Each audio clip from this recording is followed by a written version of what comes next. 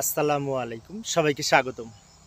হিসাব বিজ্ঞান বিষয়ের আমরা যখন সংখ্যা পদ্ধতির অঙ্ক করি সেই ক্ষেত্রে এই দশমিক সংখ্যা বলতে কি বুঝি? অনেক সহজ একটি প্রশ্ন, তাই না? দশমিক সংখ্যা হচ্ছে 10 ভিত্তিক সংখ্যাকে দশমিক সংখ্যা বলা হয়।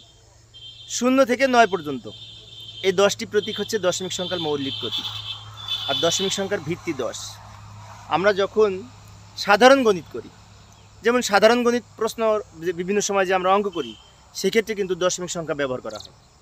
দশমিক সংখ্যা ব্যবহার করে কিন্তু সাধারণ গণিত করা হয়। তাই 10 ভিত্তিক সংখ্যাকে দশমিক সংখ্যা বলা হয়। দশমিক সংখ্যা থেকে অন্যান্য সংখ্যা রূপান্তর করা যায়। দশমিক সংখ্যা থেকে আমরা যখন বাইনারিতে রূপান্তর করব 2 দিয়ে ভাগ করে, তাই না? বারবার 2 দিয়ে ভাগ করব। পয়েন্টযুক্ত সংখ্যা হলে আবার বারবার 2 দ্বারা গুণ করব। আবার দশমিক থেকে যখন হেক্সাডেসিমাল করব 16 দ্বারা ভাগ করব।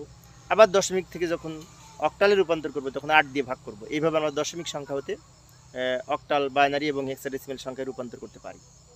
ধন্যবাদ সবাইকে।